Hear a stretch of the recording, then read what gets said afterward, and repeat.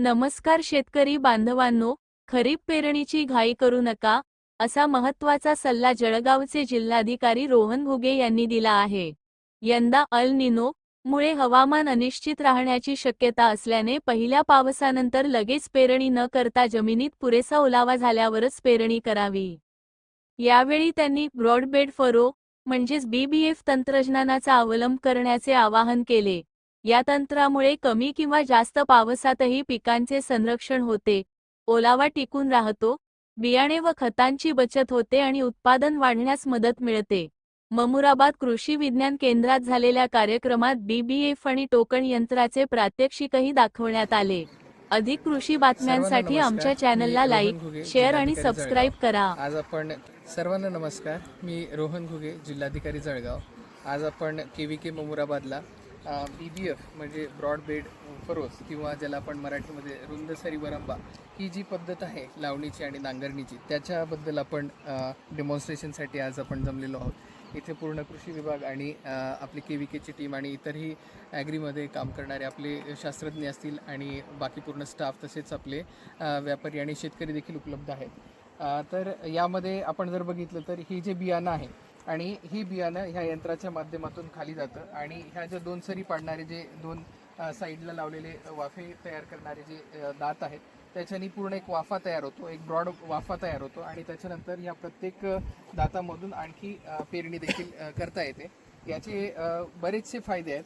सगळ्यात महत्त्वाचा फायदा म्हणजे याच्यामध्ये बियाणं जे आहे ते कमी प्रमाणामध्ये लागतं.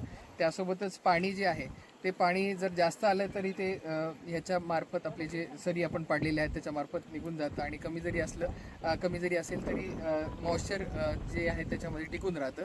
त्यासोबतच बियाणं कमी लागत असल्यामुळे शेतकऱ्याची जी इनपुट कॉस्ट आहे ती कमी होते. पिकांमधलं अंतर व्यवस्थित राहतं, त्यांना न्यूट्रिएंट्स प्रॉपर पद्धतीने मिळतात, पिकांची वाढ चांगली होते आणि येणारं उत्पादन अगदी चांगल्या पद्धतीचं येतं.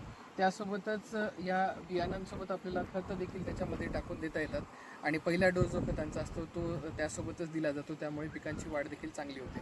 हे सगळ्याच प्रकारच्या पिकांमध्ये आपल्याला वापरता येतं. मोस्टली आता सोयाबीन असेल किंवा तूर असेल, मूग असेल, याच्यासाठी याचा मोठ्या प्रमाणावरती वापर होतो. त्यासोबतच इतरही सगळ्या पिकांसाठी आता याचा वापर करता येतो. जर BBF यंत्र नसेल तर त्यासोबत दुसऱ्या पण यंत्रांनी हे करता येतं. म्हणजे जसे आपले जर आपण बळीराम नांगर असतं आपलं, त्याच्यानी सरी पाडून त्याच्यानंतर आपण त्याच्यामध्ये पेरणी देखील करू शकतो आणि डिबलरच्या मार्फत देखील पेरणी करू शकतो. बेसिक कन्सेप्ट हा आहे की याच्यामध्ये ब्रॉडबेड फरोस तयार झाले पाहिजे, एक उंचवटा मिळाला पाहिजे पिकांना आणि त्याच्यावरती पिकांची लागवड केली पाहिजे. मधल्या ज्या सरी आहेत त्याच्यातून पाण्याचा निचरा देखील खूप चांगल्या पद्धतीनं होतो. जर आपण आता बघितलं तर क्लायमेट चेंजमध्ये कमी वेळेमध्ये जास्त पाऊस पडत असताना आपल्याला दिसून येतो, त्यामुळे पिकांचं मोठ्या प्रमाणावरती नुकसान होताना दिसून येतं.